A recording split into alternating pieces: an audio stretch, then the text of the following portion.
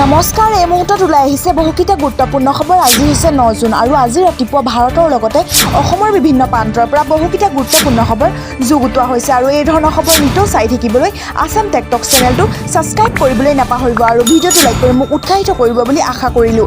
এতিয়া হওক ভিডিঅ'কেইটা আৰম্ভ কৰোঁ।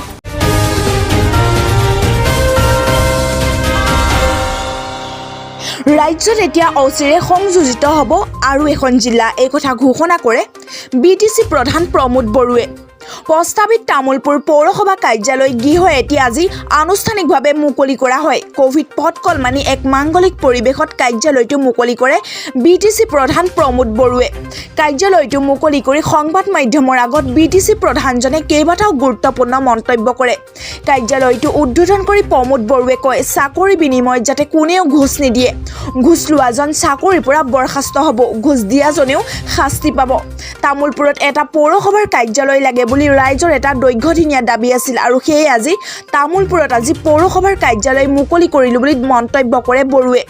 উন্নয়নৰ বাবে তামোলপুৰক নগৰ হিচাপে গঢ় দিয়াৰ প্ৰয়োজন আছে বুলি মন্তব্য কৰি তামোলপুৰক অচিৰে জিলা হিচাপে ঘোষণা কৰা হ'ব বুলি কয় BTC প্ৰধানজনে। বড়োৱে কয়, ইতিমধ্যে তামোলপুৰক জিলা হিচাপে ঘোষণা কৰা হ'ব বুলি অসমৰ মুখ্যমন্ত্ৰী ডক্টৰ হিমন্ত বিশ্ব শৰ্মাই প্ৰতিশ্ৰুতি দিছিল। আমি আশা কৰিছোঁ অহা 15 আগষ্টৰ আগে তামোলপুৰক জিলা হিচাপে ঘোষণা কৰিব। তেখেতে প্ৰতিশ্ৰুতি মতে কাম কৰিব। গতিকে আমি জিলা এখন হ'বলৈ যি সা সুবিধা লাগে তাৰ বাবে প্ৰস্তুতি চলাই আছোঁ। ৰাজ্যসভা আৰু লোকসভাত যে এজন বড়ো জনগোষ্ঠীৰ প্ৰতিনিধি লাগে সেই কথা নতুন কথা নহয়। এইটো প্ৰায় 50 বছৰ আগৰ পৰাই চলি থকা এটা বিষয়। বড়োৱে লগতে এইদৰে কয়, সকলোৱে ডাইনেমিক হ'বলৈ শিকিব লাগিব বুলি মন্তব্য কৰি BTC প্ৰধানজনে কয়, আগৰ BPFৰ বড়োলেণ্ড এতিয়া নাই, আমি শান্তিৰ দিশত গতি কৰিব বিচাৰিছোঁ। 1 আগষ্টৰ পৰা 15 আগষ্টৰ ভিতৰত হ'ব মেট্ৰিক আৰু উচ্চতৰ মাধ্যমিকৰ পৰীক্ষা। মেট্ৰিক আৰু উচ্চতৰ মাধ্যমিক পৰীক্ষা অনুষ্ঠিত হ'ব নে নহয় তাক লৈ চলি থকা বিতৰ্কৰ মাজতে আজি শিক্ষামন্ত্ৰী ৰণোজ পেগুৱে শিক্ষাৰ্থীসকলৰ বাবে এক গুৰুত্বপূৰ্ণ ঘোষণা কৰে। শিক্ষামন্ত্ৰীগৰাকীয়ে অসমত পৰীক্ষা অনুষ্ঠিত কৰাৰ বাহিৰে অন্য কোনো বিকল্প নাই বুলি মন্তব্য কৰি 1 আগষ্টৰ পৰা 15 আগষ্টৰ ভিতৰত মেট্ৰিক উচ্চতৰ মাধ্যমিক পৰীক্ষা অনুষ্ঠিত হ'ব বুলি কয়। শিক্ষামন্ত্ৰীগৰাকীয়ে লগতে 5 ছেপ্টেম্বৰৰ ভিতৰত পৰীক্ষাৰ ফলাফল ঘোষণা হ'ব বুলি উল্লেখ কৰে। উল্লেখ্য যে আজি জনতা ভৱনত শিক্ষামন্ত্ৰী ৰণোজ পেগুৱে সদৌ অসম ছাত্ৰ সন্থাৰ প্ৰতিনিধি, বড়ো সাহিত্য সভা, নিখিল বড়ো ছাত্ৰ সন্থা, কামৰূপ মহানগৰ জিলাৰ উপায়ুক্তৰে পৰীক্ষা সন্দৰ্ভত গুৰুত্বপূৰ্ণ বৈঠকত মিলিত হৈছিল। এই বৈঠকৰ অন্ততে সংবাদ মাধ্যমক সম্বোধন কৰি শিক্ষামন্ত্ৰী পেগুৱে শিক্ষাৰ্থীসকলৰ বাবে এই গুৰুত্বপূৰ্ণ ঘোষণা কৰে। শিক্ষামন্ত্ৰীয়ে পৰীক্ষা সন্দৰ্ভত কয় যে নিৰ্দিষ্ট বিধি মানি চলি আমি পৰীক্ষা অনুষ্ঠিত কৰিব পাৰিম। পৰম্পৰাগত পদ্ধতিৰে নহয়, সংকুচিত বিষয়ত সংকুচিত নম্বৰৰ সৈতে কোভিড প্ৰটোকল মানি পৰীক্ষা অনুষ্ঠিত কৰিম। মন্ত্ৰী পেগুৱে লগতে পৰীক্ষা কিদৰে অনুষ্ঠিত হ'ব সেই সন্দৰ্ভত অহা 10 দিনৰ ভিতৰত চূড়ান্ত বিধি প্ৰকাশ কৰা হ'ব বুলি কয়। ৰাজ্যিক বৰ্ডৰ পৰীক্ষা বাতিলৰ দাবীত 6469 গৰাকীৰ অভিভাৱকৰ উচ্চতম ন্যায়ালয়ত আবেদন। সকলো ৰাজ্যিক বৰ্ডৰ দ্বাদশ শ্ৰেণীৰ পৰীক্ষা বাতিল কৰিব বিচৰা লাখ শিক্ষাৰ্থীৰ দাবীৰ প্ৰতি লক্ষ্য ৰাখি শিশু অধিকাৰ কৰ্মী অনুভা শ্ৰীবাস্তৱ চাহাল আৰু অধিবক্তা মমতা শৰ্মাৰ লগতে স্বেচ্ছাসেৱী অভিভাৱক সুখপাল সিং তুৰৰ যুটীয়া প্ৰচেষ্টাত উচ্চতম ন্যায়ালয়ত 6469 জন অভিভাৱকৰ হৈ এখন PIL দাখিল কৰিছে। আবেদনকাৰীসকলে শীৰ্ষ আদালতলৈ লিখিছে যে সকলো ৰাজ্যিক বৰ্ডে CBSEৰ সিদ্ধান্ত অনুসৰণ কৰি দ্বাদশ শ্ৰেণীৰ শিক্ষাৰ্থীসকলক এটা বিকল্প পদ্ধতিৰে মূল্যায়ন কৰিব লাগে। আবেদনখনত উল্লেখ কৰা হৈছিল যে ৰাজ্যিক বৰ্ডে ধৰি সমগ্ৰ দেশত দ্বাদশ শ্ৰেণীৰ 1.5 কোটিতকৈ অধিক শিক্ষাৰ্থী আছে আৰু টীকাকৰণ অবিহনে লাখ শিক্ষাৰ্থীৰ অফলাইন পৰীক্ষা অনুষ্ঠিত কৰাটো COVID-19ৰ তৃতীয় ঢৌৰ কাৰণ হ'ব পাৰে। কেন্দ্ৰীয় মাধ্যমিক শিক্ষা পৰিষদে এতিয়া দ্বাদশ শ্ৰেণীৰ পৰীক্ষা বাতিল কৰিছে আৰু মূল্যায়নৰ বাবে এক বস্তুনিষ্ঠ পদ্ধতিৰ আধাৰত ফলাফল ঘোষণা কৰিব।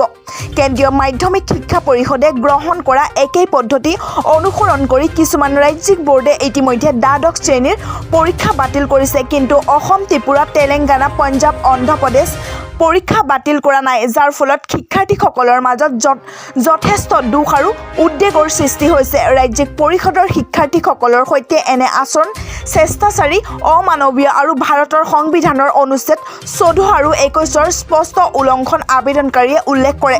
ইয়াৰ উপৰি শিক্ষাৰ্থীসকলে পৰৱৰ্তী অধ্যয়নৰ বাবে প্ৰস্তুতি চলোৱাৰ অনুমতি দিবলৈ অতি শীঘ্ৰে ফলাফল সম্পৰ্কেও সিদ্ধান্ত ল'বলৈ দাবী জনায়।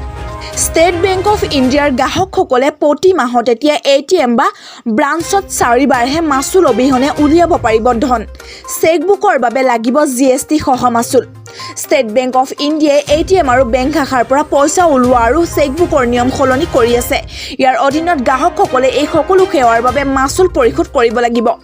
দেশৰ সৰ্ববৃহৎ চৰকাৰী ঋণদাতা ষ্টেট বেংক অৱ ইণ্ডিয়াই ATM আৰু বেংক শাখাৰ পৰা পইচা ওলোৱা আৰু চেকবুকৰ নিয়ম সলনি কৰি আছে।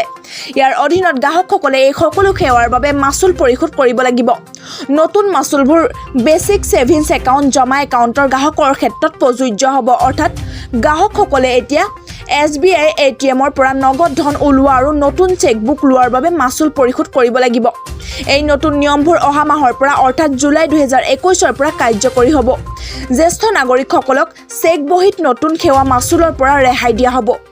SBI দৰিদ্ৰ শাখাৰ বাবে তেওঁলোকক একাউণ্ট খুলিবলৈ উৎসাহিত কৰিব, কিয়নো কোনো মাচুল নাই। ইয়াক শূন্য বেলেঞ্চ সংৰক্ষণ একাউণ্ট বুলিও কোৱা হয়। ইয়াৰ বাবে নিম্নতম বা সৰ্বাধিক বেলেঞ্চৰ কোনো প্ৰয়োজন নাই। এই একাউণ্ট ধাৰকসকলে ATM কাৰ্ড, ডেবিট কাৰ্ড লাভ কৰে। যিকোনো লোকে বৈধ KYC নথিপত্ৰ দেখুৱাই SBIত BSBD একাউণ্ট খুলিব পাৰে। BSBD একাউণ্ট ধাৰকসকলৰ বাবে প্ৰতি মাহে 4বাৰ বিনামূলীয়া নগদ ধন ওলোৱা উপলব্ধ হ'ব, যাৰ ভিতৰত আছে ATM বেংক শাখা। বেংকে বিনামূলীয়া সীমাৰ পিছত প্ৰতিটো লেনদেনৰ ওপৰত 15 টকা GST আদায় কৰিব। নগদ ধন ওলোৱাৰ শুক্ল হোম ব্ৰাঞ্চ শাখা আৰু ATM আৰু অন্য ATMৰ বাবে প্ৰযোজ্য হ'ব। চেক বহীৰ বাবে এতিয়া ইমান মাচুল পৰিশোধ কৰিব লাগিব। SBI BSBD একাউণ্ট ধাৰকসকলে এটা বিত্তীয় বৰ্ষত 10টা চেকৰ প্ৰতিলিপি লাভ কৰে। এতিয়া 10টা চেকৰ সৈতে এখন চেকবুক চাৰ্জ কৰিব লাগিব। বেংকে 10টা পৃষ্ঠাৰ সৈতে চেকবুকৰ বাবে 40 টকা GST ল'ব। SBIয়ে 25টা পৃষ্ঠাৰ চেকবুকৰ বাবে 75 টকা আৰু GST ল'ব। জৰুৰীকালীন চেক বহীত 10টা পৃষ্ঠা 50 টকা আৰু GST ল'ব। বেংক BSBD একাউণ্ট ধাৰকে এতিয়া গৃহ শাখাৰ পৰা ওলোৱা ধনৰ ক্ষেত্ৰত শুল্ক আদায় নকৰে। এই নিয়মবোৰ ATMৰ পৰা ধন ওলোৱাৰ বাবে হ'ব। SBI ATM বা বেংক শাখাৰ পৰা 4বাৰ টকা ওলোৱাৰ বাবে কোনো মাচুল নাথাকিব। ইয়াৰ পিছত নগদ 15 টকা আৰু GST লোৱা হ'ব। SBIয়ে শেহতীয়া চেক ব্যৱহাৰ কৰি নগদ ধন ওলোৱাৰ সীমা প্ৰতিদিনে 1 লাখ টকালৈ বৃদ্ধি কৰিছে। সঞ্চয় বেংক পাছবুকৰ সৈতে যাৱতীয় ফৰ্ম ব্যৱহাৰ কৰি নগদ ধন ওলোৱা প্ৰতিদিনে এতিয়া 25,000 টকালৈ বৃদ্ধি কৰা হৈছে। ইয়াৰ উপৰিও তৃতীয় পক্ষৰ নগদ ধন ওলোৱা মূল্য প্ৰতি মাহে 50,000 টকা নিৰ্ধাৰণ কৰা হৈছে। যুৱ লেখকৰ বাবে আঁচনি 3 লাখ টকাৰ অনুদান পাব নিৰ্বাচিত লেখকে। জানি লওক ইয়াৰ সবিশেষ। নিৰ্বাচিত লেখকসকলৰ নাম 2021 চনৰ 15 আগষ্টত স্বাধীনতা দিৱস উপলক্ষে ঘোষণা কৰা হ'ব। প্ৰধানমন্ত্ৰী নৰেন্দ্ৰ মোদীৰ গতিশীল নেতৃত্বত তথা ৰাষ্ট্ৰীয় শিক্ষানীতি 2020ৰ আধাৰত কেন্দ্ৰীয় শিক্ষা মন্ত্ৰালয়ে ভাৰতৰ যুৱ মনক শক্তিশালী কৰাৰ অৰ্থে ঘোষণা কৰিছে এক বিশেষ আঁচনি।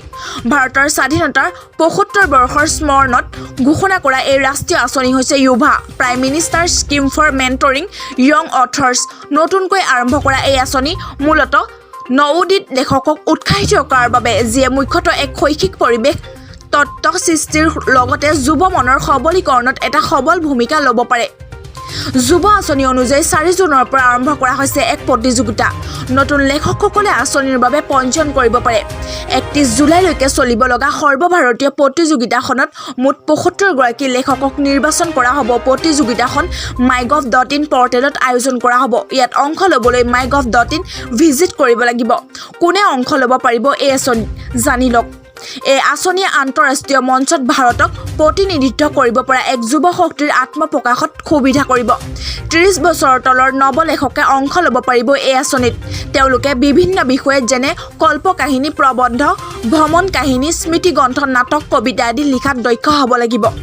যুৱ লেখকসকলৰ বাছনি প্ৰক্ৰিয়া। সৰ্বভাৰতীয় প্ৰতিযোগিতাৰ জৰিয়তে মুঠ 75 গৰাকী লেখকক বাছনি কৰা হ'ব। নেশ্যনেল বুক ট্ৰাষ্টৰ দ্বাৰা গঠন কৰিব লগা এখন সমিতিৰ দ্বাৰা বাছনি কৰা হ'ব তেওঁলোকক। প্ৰতিযোগীসকলে পৰামৰ্শ আঁচনিৰ অধীনত তেওঁলোকৰ দক্ষতাৰ প্ৰমাণ হিচাপে 5,000 শব্দৰ গ্ৰন্থৰ পাণ্ডুলিপি দাখিল কৰিব লাগিব। নিৰ্বাচিত লেখকসকলৰ নাম 2021 চনৰ 15 আগষ্টত স্বাধীনতা দিৱস উপলক্ষে ঘোষণা কৰা হ'ব। জুৰিয়াত বিদ্যুতৰ মাচুল সংগ্ৰহৰ বাবে যোৱা কৰ্মচাৰীৰ দাঁত ভাঙিলে চৰকাৰী বিদ্যালয়ৰ কৰ্মচাৰীয়ে।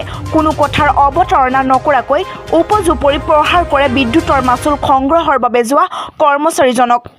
বিদ্যুৎ বিভাগৰ উত্তৰণৰ বাবে নৱগঠিত অসমৰ বিজেপি চৰকাৰখনে জাৰি কৰিছে নতুন কেতবোৰ নীতি নিৰ্দেশনা। হিমন্ত বিশ্ব শৰ্মা নেতৃত্বাধীন চৰকাৰে অনাদায় হৈ থকা চৰকাৰী কৰ্মচাৰীৰ বিদ্যুতৰ বিল দৰমহাৰ পৰা কৰ্তন কৰা হ'ব বুলি কঠোৰ নিৰ্দেশনা জাৰি কৰাৰ সময়তে বছৰ বছৰ ধৰি বিদ্যুতৰ মাচুল অনাদায় হৈ থকা জুৰিয়া এজন চৰকাৰী বিদ্যালয়ৰ কৰ্মচাৰীয়ে বিদ্যুৎ মাচুল সংগ্ৰহৰ বাবে যোৱা শক্তি বিভাগৰ এজন কৰ্মচাৰীক গুৰুলকৈ প্ৰহাৰ কৰি আহত কৰা ঘটনাক লৈ এতিয়া সৃষ্টি হৈছে তীব্ৰ প্ৰতিক্ৰিয়াৰ। জুৰিয়া আৰক্ষী থানাৰ এলেকাধীন কছাৰী গাঁৱত বিদ্যুৎ গ্ৰাহকৰ পৰা মঙলবাৰে বিদ্যুতৰ মাচুল সংগ্ৰহৰ বাবে গৈছিল ইব্ৰাহিম খলিউল্লাহ নামৰ কৰ্মচাৰীজন। দীৰ্ঘদিন ধৰি বিদ্যুতৰ মাচুল অনাদায় হৈ থকা কছাৰী গাঁৱৰ এম ই স্কুলৰ কৰ্মচাৰী আব্দুল চুভানে প্ৰায় 7,000 টকা বিদ্যুতৰ মাচুল পৰিশোধ কৰিবলৈ অমান্তি হোৱাত কৰ্মচাৰীজনে বিদ্যুৎ সংযোগ বিচ্ছিন্ন কৰি দিয়ে। ইয়াতে শূন্য হৈ পৰে আব্দুল চুভান নামৰ দায়িত্বজ্ঞানহীন বিদ্যালয়ৰ কৰ্মচাৰীজন আৰু তেওঁ পৰিয়াল। বিদ্যুৎ সংযোগ বিচ্ছিন্ন কৰি ঘৰলৈ উভতাৰ পথত শক্তি বিভাগৰ কৰ্মচাৰীজনৰ ওপৰত জঁপিয়াই পৰে আব্দুল চুভানৰ পৰিয়ালৰ একাংশ লোক। কোনো কথাৰ অৱতাৰণা নকৰাকৈ উপজুপৰি প্ৰহাৰ কৰে বিদ্যুতৰ মাচুল সংগ্ৰহৰ বাবে যোৱা কৰ্মচাৰীজনক। আনকি আব্দুল চুভানৰ আক্ৰমণত দুটা দাঁত ভাগি যায় কৰ্মচাৰীজনৰ। পিছত শক্তি বিভাগৰ কৰ্মচাৰীজনৰ চিঞৰ বাখৰ শুনি ঘটনাস্থলীত উপস্থিত হোৱা একাংশ ৰাইজৰ তৎপৰতাত কোনোমতে প্ৰাণ ৰক্ষা কৰিবলৈ সক্ষম হয় খলিউল্লাহে। ঘটনা সংক্ৰান্তত শক্তি বিভাগৰ কৰ্মচাৰীজনে চৰকাৰী বিদ্যালয়ৰ কৰ্মচাৰী আব্দুল চুভানৰ বিৰুদ্ধে জুৰিয়া আৰক্ষী থানাত এজাহাৰ দাখিল কৰে। লগতে শক্তি বিভাগৰ কৰ্মচাৰীৰ নিৰাপত্তা সুনিশ্চিত কৰাৰ দাবীত বিভাগটোৰ কৰ্মচাৰীসকলে প্ৰতিবাদ সাব্যস্ত কৰে।